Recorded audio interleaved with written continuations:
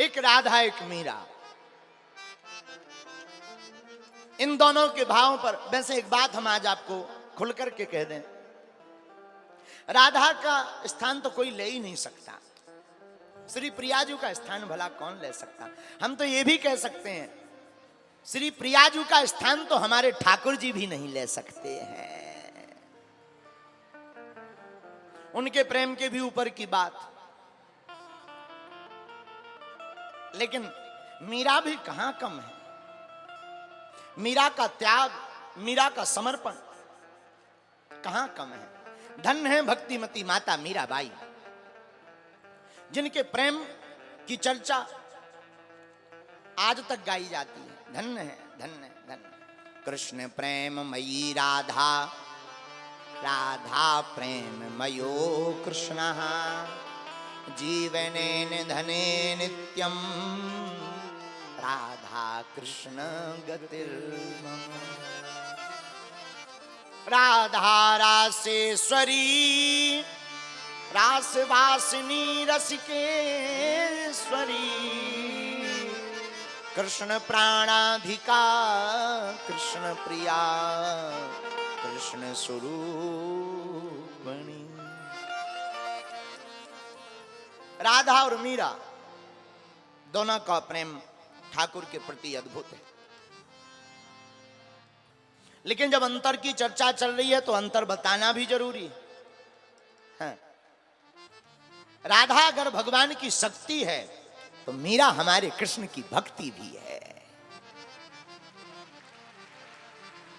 राधा अगर शक्ति है तो मीरा हमारे कृष्ण की भक्ति है। अगर राधा ध्यान है तो मीरा त्याग का ज्ञान है। अगर राधा जप है तो मीरा तप है हमारे कृष्ण की। राधा भी कम नहीं, मीरा भी कम नहीं। धन्य है मीराबाई। संसार का उलाहना सुना, पति का उलाहना सुना, परिवार का उलाहना सुना, सबका उलाहना सुना, और धन्य है भक्तिमती माता मीराबाई। उन्होंने कभी भी संसार की तरफ लौटकर मुड़कर नहीं देखा।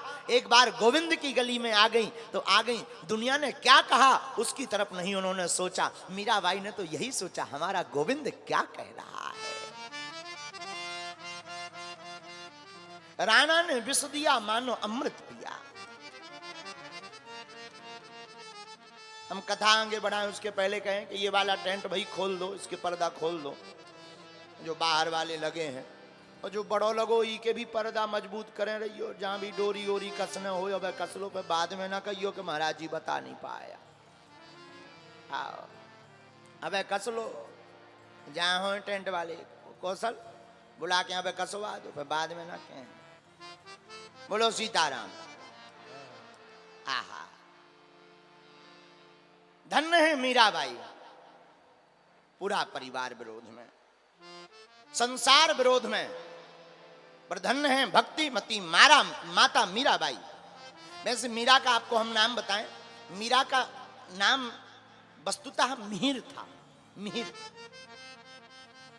मिहिर का मतलब होता है हिंदी का सूर्य। मीरा सूर्य है, और कलयुग में हम सब भक्तों के लिए तो मीरा सूर्य के ही समान है। लाखों ऐसे लोग हैं जो मीरा के चरित्र को सुन करके गोविंद के चरणों को पाने का आचरण स्वीकार करते हैं। आहा, राणा ने विष दिया, दूध के कटोरा में विष को भर करके भेजा। जाओ महात्मा से, पंडित जी से कहा कि कह देना ये चरणामृत है। मीरा अलग बंगले में रहती थी, पति से बड़ी दूर रहती थी। राणा ने विष दिया, मीरा के पास पंडित जी दूध का कटोरा लेकर के पहुंचे कि ये कटोरा लीजिए, और ये जो है चरणामृत है भगवान का। दासी ने रोका कि इस चरणामृत नहीं है, इसमें जहर है। मीरा कहती है अब हमारे ठाकुर का चरणामृत कह करके अगर किसी ने भेजा है तो जिसका चरणामृत कह करके भेजा है, अब ये जहर पीने की जिम्मेदारी भी उन्हीं की हो गई है। और धन्य है मीरा, मीराबाई गोविंद का नाम लेकर के उस चरणामृत को पान कर जाती है। विष को पान कर जाती। राणा को लगा कि अब तो मर ही जाएगी, अब बचना बड़ा मुश्किल है। लेकिन कहते हैं संसार भले ही तुम्हें डुबाने की कोशिश करे, पर जिसका हाथ गोविंद पकड़ लेता है उसे कौन डुबा पाता है। दुनिया कितनी भी कोशिश करे, आपके पीछे लगी रहे दुनिया, सारा संसार पीछे लग जाए, याद रखना संसार पीछे लग जाए परंतु परमात्मा पीछे ना लगे तो तुम्हारा कोई बाल बांका नहीं कर सकता है। परमात्मा का हाथ अपना माथ, हमारे माथ पर परमात्मा का हाथ हो तो किसी की मजाल नहीं है कि कोई तुम्हारा बाल बांका कर दे।